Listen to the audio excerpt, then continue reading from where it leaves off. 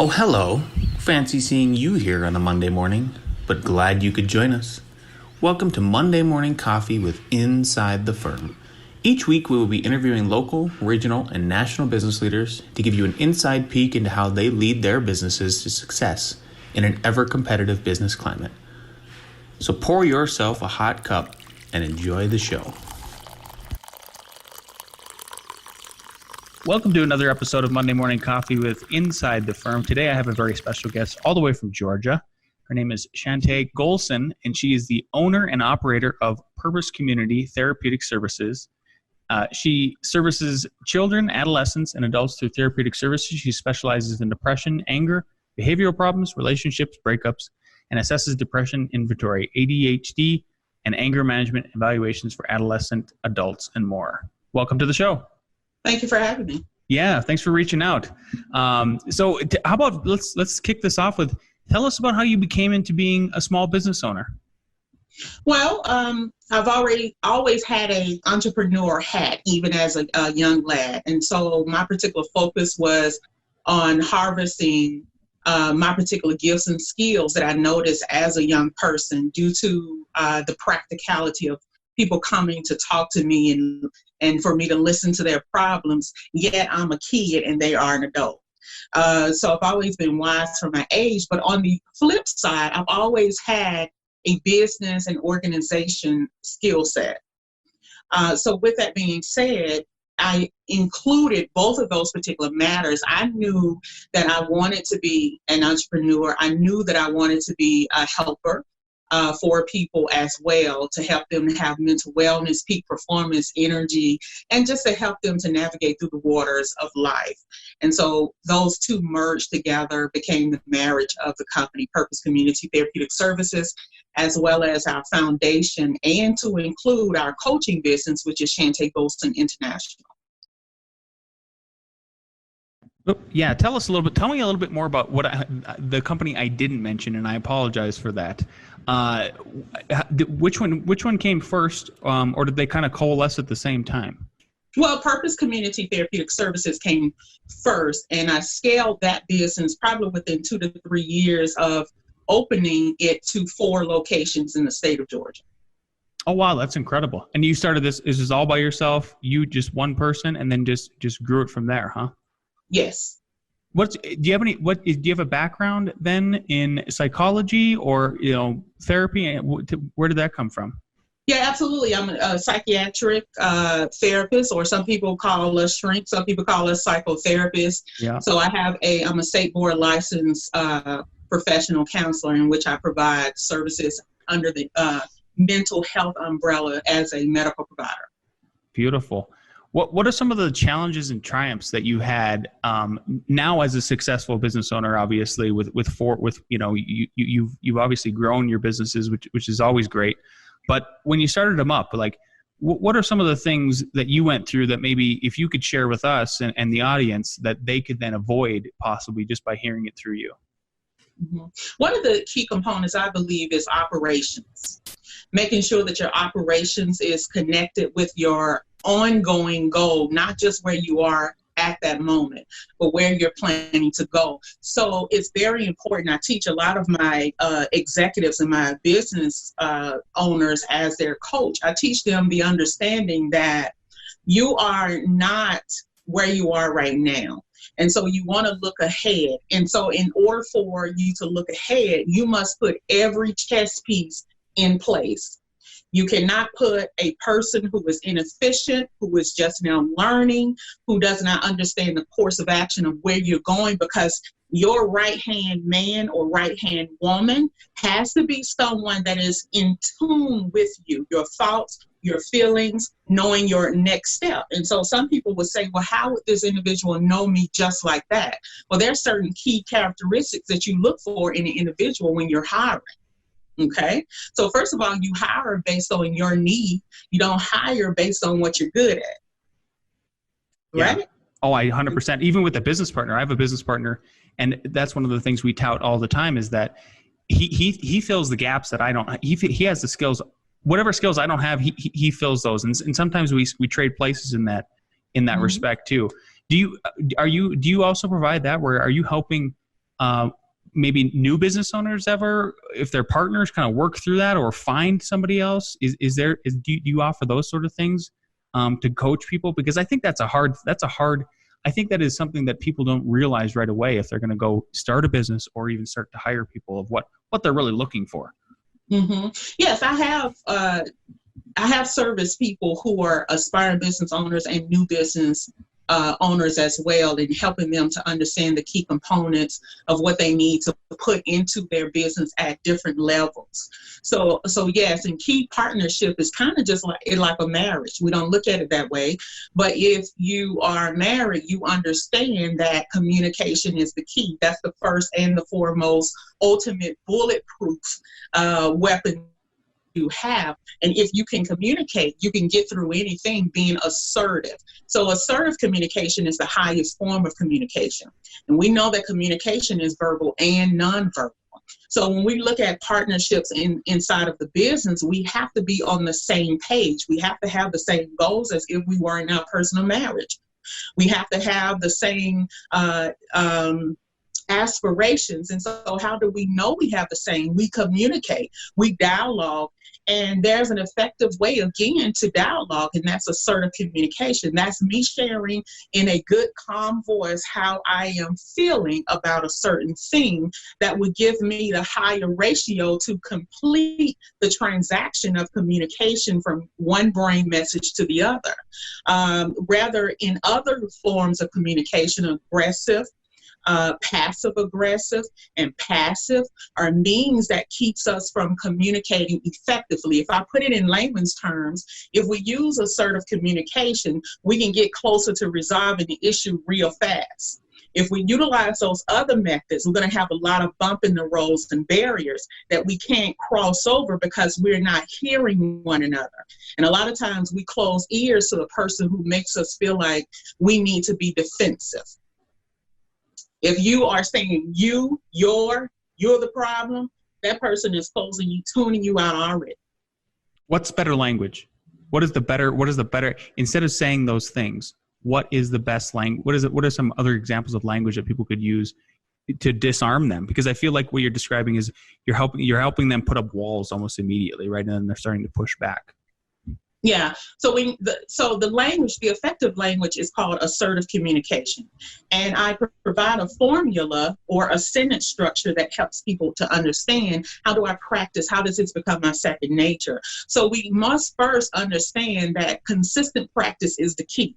This is not something we were born with. We didn't hear our parents talking this way. And the first couple of times it sounds weird and feel weird, but you get a greater return in the communication because your other partner's defense is not up. They're willing to hear you. They're willing to understand you. And then they're also can exchange what they need as well. So this formula is called I statement. And it simply says that I feel blank when blank does or says blank. Mm-hmm. So I feel worried when my husband excessively spends every paycheck because it could put me back into the mindset of a failing business.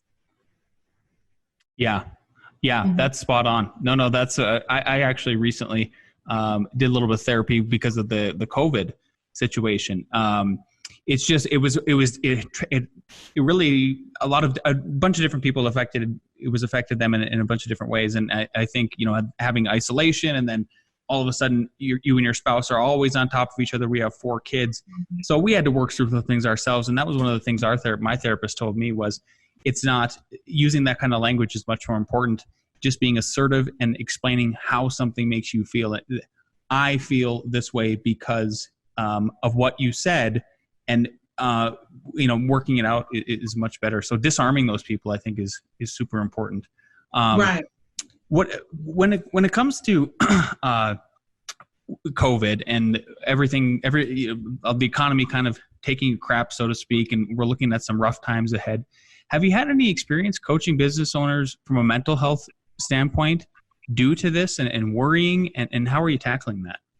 Yeah, I have some executives that contact me, and we are maneuvering through the waters of how we can expand or pivot our mindset, our perspective regarding COVID, how I teach them that while this is different from what we understand and what we expect, we can use this idle time, this different time to pivot ourselves. This is the time of study. This is the time of putting pieces together. And so when we see that the world changed back, if it does, and I'm believing that it is, then we can put our mark on the world because we're more prepared. So, I help them to understand the perspective here. This is a time to rearrange some things. This is time to look at your operations, look at your business, look at this, that, and the other, and start studying up, because a lot of times business owners fail to really understand the minimal and the maximum power of knowledge within their business. That's Right. why mentorship and coaching is very important to those who already have went there. Yeah. No, downtime is great. I mean, it's even just to do the simple stuff of look at your books. That was one of the first things we did. We had been so busy, and we had just been, making a lot of money and a lot of revenue because it was such a good economy for a while. And then all of a sudden, when the brakes started to get put on it, it was like, oh, okay, well, now we got a little bit of downtime. Like maybe we should look at exactly where all of the money is going. So sort of retooling everything, right? Awesome. Very cool. What about, tell me about your simple proven tool that has helped you rescue yourself and some clients. Absolutely. About 3.5, 4 years ago, I totally hit rock bottom, right? So all of the success that I've had, I'm only one person, only a certain level of energy, only a certain amount of hours in a day. And so I have always been a go-getter. And with that being stated, my servicing people refuse me. But while it never affected me from a larger scale, it started to affect me when I had something else, a trigger, a stimuli added to the picture. And that was a heartbreak. That was a breakup from a point that I thought I was getting ready to get married.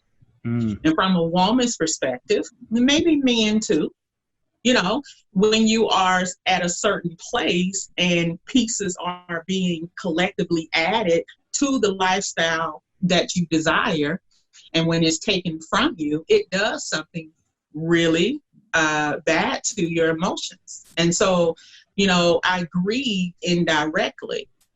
I still went for a while, but I slowly started being that, I think I can, to the point that it caused mental exhaustion that led to burnout, that caused me to lose a lot of revenue, caused me to have low energy, caused me not even to be interested in the business that I built with sweat, tears, and the list goes on. So with that being stated, I realized in the recovery process that if I would have had certain techniques that I developed afterwards, I think I could have, or a matter of fact, I know I could have survived better, more. The impact of my business would not have been touched as much. Because when you're in the mental stage, I'll just call it what it is, you get to the point that you don't care. The responsibilities that you once were, you highlighted, you had a thrill of ensuring that you had everything together, that becomes a lost cause in that particular arena. What were the tools? What are the tools you learned from that experience? And is there like a 1, 2, 3 you could give everybody of if they start to feel that way? Because everybody's going to have this at some point. Any kind of big breakup, you know what I mean? It could be a familial breakup or a personal breakup, or you lose a house. Who knows? Get in a car wreck. Right. There's going to be that kind of deep dive. So how did you pull yourself out? Is there just like a set of steps? There are a set of steps, and I do have a coaching program that I do provide those steps. But I'll tell you what is needed to recognize first. You need to recognize the red flags. That's what you need to recognize. The pre-exhaustion stage, where you're becoming more stressed. Your body is being affected, headaches, back pain, things are changing in your sleep. You're constantly worried. You need to pay attention to those particular things before they heighten or increase into the next stages. But one of the things that I developed that I wish I would have implemented early is something that's called the order of organization. And what that is a time management system that I put in place, 5 short steps that will help you to know and to navigate throughout your day to maintain levels of energy. We have something in our brain called the executive brain. And the executive brain has a lot of functions. But one of the functions that we don't know much of, if you're not in the medical field, is that its job is to suppress pain, hurt, fear, trauma. The list goes on and on. And so if your brain has this long list of things that it has to protect you from 24 hours in the day, guess what? That list takes up a large number of the space that it would use for your peak performance, right? For that time, for that decisiveness, for that memory, for that energy, for that getting things done, for organization. So think about it. If your executive brain is suppressing 70% of issues, 30, it only has 30 to work with. Look how much you're missing out on the ability to be your best at all times. And so I really stress energy levels. That's what I really stress. A lot of people may go and say, are you talking about the gym? Are you talking about working out? That is a part of it. But I'm not talking largely about that. I'm talking about keeping yourself resilient to emotional impacts in your business, in your leadership department. That's what I'm talking about. Do you find it's easier? Do you find the way to maintain that and keep to reduce that list is it either therapy and getting it out to people in that avenue, or is it just you mentally addressing it and looking at it and facing it? Yeah. You can't conquer what you don't confront. Mm-hmm. So if you're utilizing the technique that I developed, the order of organization, you are first and foremost setting yourself up to be a winner and accomplished. When you feel accomplished, guess what? You want to do some more, right? Because you like that feelings of accomplishment, which reinforces doing it again and doing it again. So this order of organization is a dynamic that says, hey, let's write down all the things that we need to do for the day or for the week or et cetera. But we're going to keep it simple and say for the day. Let's write down everything. It can include personal life, business, community, et cetera. Let's write down everything we have to do. Let's then identify categories for these tasks. Household, volunteer, work, just whatever, children, whatever. So then we say, okay, here are our categories according to the list that we have. Now what we're going to do is we're going to put these items inside of their proper category, all right? But we got to make sure that we're calling things appropriate, all right? So with that being stated, then the flow happens where we are now adjusting the order of everything that we have to do. How do we do that? There are a couple of ways here. But one of the ways that I'll expound on today is we will look at one category. We'll do it throughout, but we'll focus on one. And we're going to put a time frame that we feel like we can complete this task from start to finish. So if going to the mailbox takes 5 minutes, then I'm going to put 5 minutes. Okay? If completing a report is going to take me 25 minutes, I'm going to put 25 minutes. The list goes on and on and on until you're finished with all the categories. Now, what you do now is you say, okay, I am going to take the shortest time task, and I'm going to do that first. All right? Because as soon as I get rid of a simple and easier task, number one, it gives me more opportunity in my day. Number two, I feel accomplished, and I want to feel accomplished again. So now I may have another task that's 10 minutes. I'm going to tackle that. The next task, it may be 20 minutes. I'm going to tackle that. You may have multiple things on your list that can go all the way up individually to 2 hours, 3 hours, 5 hours. The list go on and on. Right? So with this being said, that's one method. Yeah, I love that. The reason why I love that, I mean, for me, it gives me a little bit of anxiety because I struggle to write everything down, but I thought about like, okay, what is the analogy of my life? So I am stress-free at the end of the day if I can unstar all of my emails. But it is a list, and I can go, okay, I'm done. So like after this, we get done with this podcast, we're doing it on a Friday. I'm going to finish my emails. I'm going to go home and have a glass of wine. That's my reward for finishing all of those things. I love that idea that you got to run right through it too. And then one other thing too is let's talk about burnout recovery. And if you're lazy or you're just burned out, because a lot of business owners, you know what it's like to get it off the ground. It takes so much work. And so much work that sometimes I think you can burn yourself out, and then it leads to you don't want to do anything, kind of what you were talking about earlier. How do you coach and help people out with that? Well, first and foremost, I help them to identify their triggers and their barriers. Again, remember I said you cannot conquer what you don't confront. And so if you know what's in your way, that's half of the battle. Then I teach principles and practicalities concerning strategies to implement every single day that will make these things easier and easier. So the process of burnout recovery really starts off clearly understanding what's in the way. What are my barriers? Okay. So why do I avoid 10 o'clock in the morning at work? What's the deal with that? What's going on? Why do I drive in at 10 o'clock? What's happening? So we identify those particular things because we got to realize first and foremost, we are business owners and we are leaders, but we are people. Mm-hmm.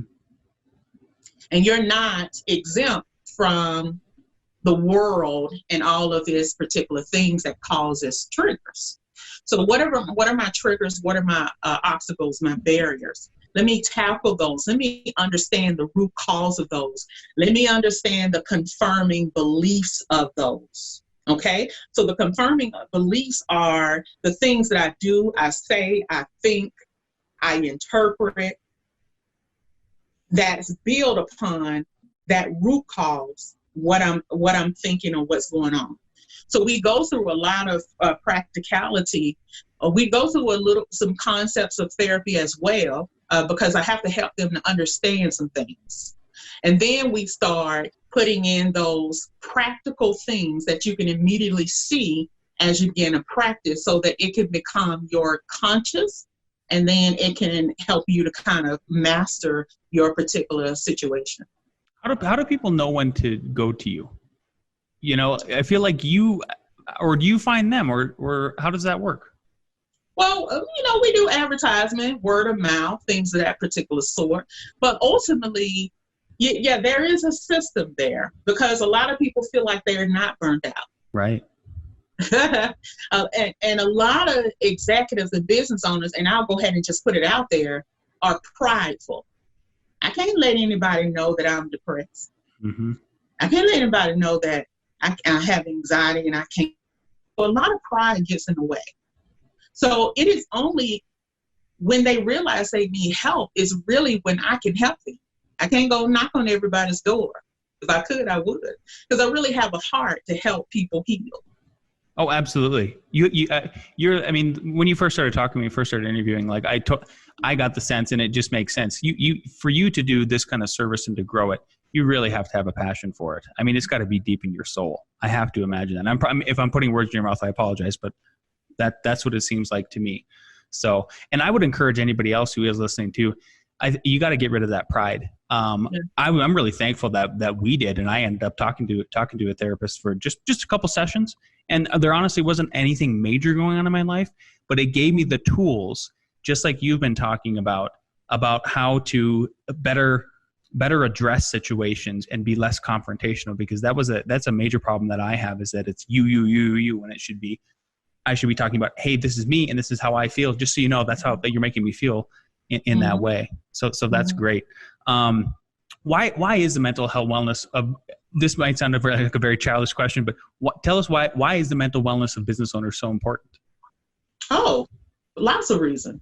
Because as strong as you are mentally is as strong and prosperous you can be. You know, I am in a room with millionaires quite a bit. And one of them told a story which was so profound. And I wanted to scream, finally somebody's telling the truth. Because he was sharing, he's probably in his mid-50s. He was sharing all these years. He built up an accomplished business, obviously. But he said, only until he forgave his father from childhood was when the needle began to move and he began to excel in his life personally, emotionally, mentally, spiritually, and financially. That's beautiful. That really hit me, because I had the very, very similar thing happened to me with my dad when I was 33. It was I found my biological dad, and then this heavy weight just went away surprisingly. I mean, that was a huge difference for me. So, one last question I like to ask everybody before we kind of sign off is, now that you know what you do now, and if you could go back in time when you first started your business or businesses, what advice would you give yourself? I would give myself the same advice that I'm giving people now. Put order into its proper place at the very beginning and operate from a larger mindset scale versus penny pinching and hiring people who are not able to move you forward. I love that. Chantay, this was a wonderful interview. Thank you so much for reaching out to us. Where can people find you if they want to get in touch with you, maybe access your services and get to know you? For burnout recovery or for resilience in their leadership, they can contact me at www.coachchantay, that's Charlie, Harry, Apple, Nancy, Tom, Apple, .com/burnout. If they want to talk to me about therapy from their family or, perspective, or them individually, they can go to chantaygolson.com. But I'm all over the social media and things that particular sort, especially at executive burnout recovery coach on Instagram. So they can find me on Facebook and Instagram. Beautiful. Okay. Well, thanks so much for your time today. And good luck with everything. Thank you for the opportunity. Have a great day. You too. Bye-bye. Thanks for listening. We hope you enjoyed it. And if you did, don't forget to leave us a 5-star review on the iTunes app. Tip your barista, and we'll see you next week for more Monday Morning Coffee with Inside the Firm.